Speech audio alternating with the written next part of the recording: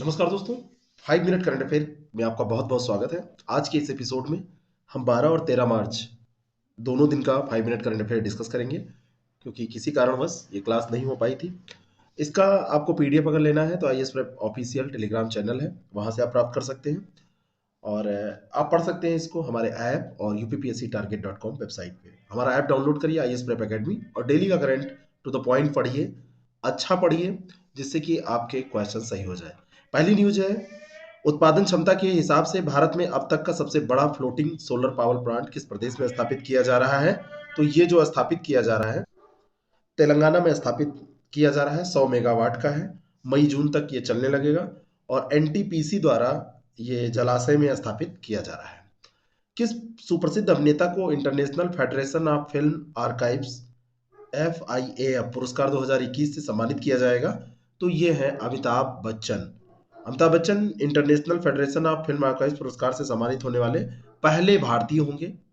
ध्यानचंद्र राष्ट्रीय खेल पुरस्कार से सम्मानित और वरिष्ठ भारतीय एथलीट जिनका हाल ही में 91 साल की अवस्था में निधन हो गया, इनका नाम क्या है? तो ये ईसर सिंह देओल है। सुमेलित करने में यह प्रश्न पूछा जा सकता है।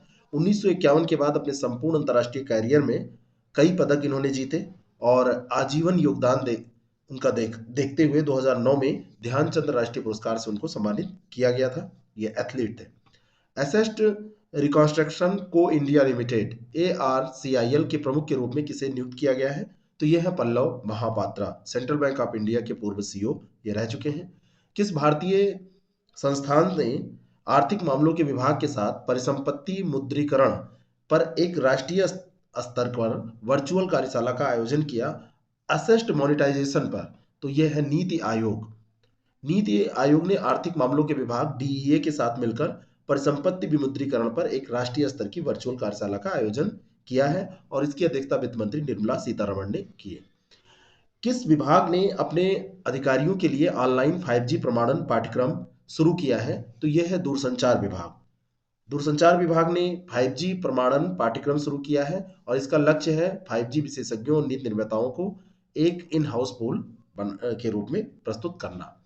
किस भारतीय राज्य या केंद्र शासित प्रदेश ने विशेष महिला मोहल्ला क्लिनिक शुरू करने की घोषणा की है? तो ये कार्य किया है नई दिल्ली ने। वहां पर जो सरकार है वो केजरीवाल की सरकार है। उन्होंने ये घोषणा की है कि शहर भर में विशेष महिला मोहल्ला क्लिनिक खोले जाएंगे। पहले से मोहल्ला क्लिनिक वहां पर चल ही रहे हैं। स्वास्थ्य और शिक्षा उपकर की आय से संबंधित स्वास्थ्य आरक्षित निधि का नाम क्या है? तो ये निधि है प्रधानमंत्री स्वास्थ्य सुरक्षा निधि और इन प्रधानमंत्री की अध्यक्षता में केंद्रीय मंत्रिमंडल ने PMSSN को मंजूरी दे दी है। यह वित्त अधिनियम 2007 के तहत लगाए गए स्वास्थ्य और शिक्षा उपकर की आय से एकल गैर चूक योग स्वास्थ्य आरक्षित निधि है। निधि को अंग्रेजी में फंड कहते हैं। अगली न्यूज है, निम्नलिखित में से किसे पुनः अंतरराष्ट्रीय ओलंपिक समिति के अध्यक्ष के रूप में चुना गया है? तो प्रश्न आपसे ऐसे पूछा जाएगा, तो किसे चुना गया है? तो ये चुना गया है थॉमस वाच को। किसको चुना गया है? थॉमस वाच को। थॉमस वाच या वाक 2025 तक IOC के अध्यक्ष के रूप में कार्य करेंगे और 10 मार्च 2021 को 4 साल का इनका कार्यकाल पूरा हुआ था, तो अतिरिक्त कार्यकाल इनको दिया गया है। हाल ही में किस देश ने अंतरराष्ट्रीय स्तर पर बात करें तो अंतरिक्ष में पहला सैन्य अभ्यास एस्ट्रैक्स एक्स शुरू किया है? तो एस्ट्रैक्स एक्स है फ्रांस का। किसका? फ्रांस का। और अंतरिक्ष में पहला सैन्य अभ्यास है ये। और फ्रांस ने अपने उपग्रहों और अन्य रक्षा उपकरणों की रक्षा करने की क्षमता का मूल्यांकन करने के लिए 8 मार्च को अपना पहला सैन्य अभ्यास शुरू किया। अब हम देखने जा रहे हैं 13 मार्च का करंट अफेयर। 13 मार्च की जो घटना महत्वपूर्ण घटनाएं हैं उनको हम यहाँ पर देखेंगे।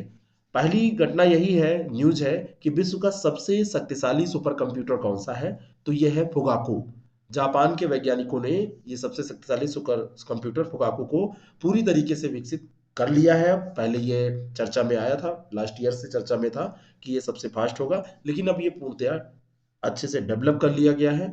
और जापान के सुपर कंप्यूटर की तुलना में वहाँ का जो सुपर कंप्यूटर है वो फुकाकू उससे आगे निकल गया है। 100 गुना अधिक प्रदर्शन फुकाकू कर रहा है।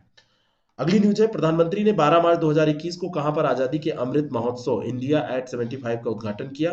तो ये इन्होंने किया अहमदाबाद के साबरमती आश्रम में। 12 मार्च 2021 को इन्होंने किया और पूरे देश में यह महोत्सव मनाया गया। जगह जगह कार्यक्रम आयोजित किए गए हैं। महोत्सव के शुरुआती कार्यक्रम 12 मार्च 2021 में प्रारंभ हो गए और ये 15 अगस्त 2022 से 15 सप्ताह पूर्व आयोजित किए जा रहे हैं, 75 सप्ताह पूर्व, क्योंकि ये 75 साल हमारे आजादी के पूरे हो रहे हैं इस कारण से। और प्रधानमंत्री ने साबरमती आश्रम से पदयात्रा की शुरुआत की है।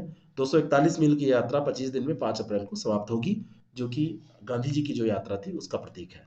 हाल ही में 10,000 रन पूरे करने वाली भारतीय क्रिकेटर कौन बनी है? तो ये है मिताली राज। मिताली राज 12 मार्च 2021 को अंतर्राष्ट्रीय स्तर पर दूसरे सभी प्रारूपों में 10,000 रन पूरे करने वाली पहली भारतीय क्रिकेटर बनी।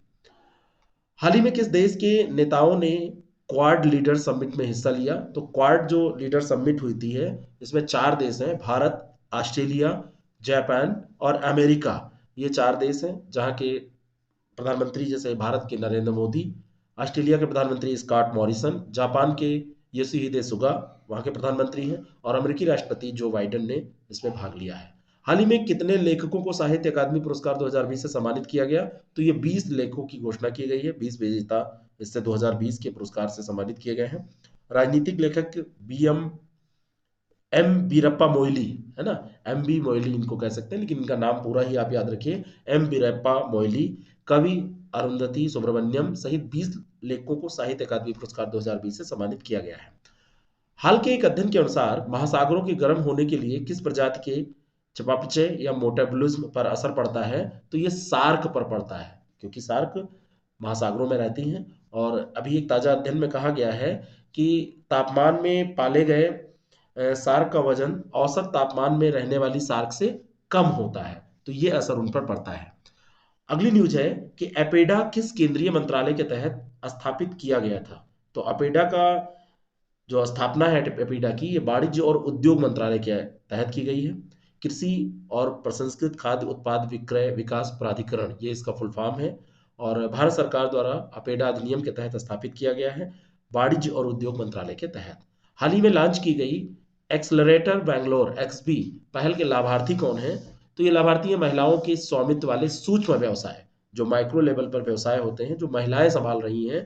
कर्नाटक के मुख्यमंत्री बीएस येदियुरप्पा ने महिलाओं के स्वामित्व वाले सूक्ष्म व्यवसायों को सहायता प्रदान करने के लिए एक्सलरेटर बैंगलोर नामक पहल को लॉन्च किया है।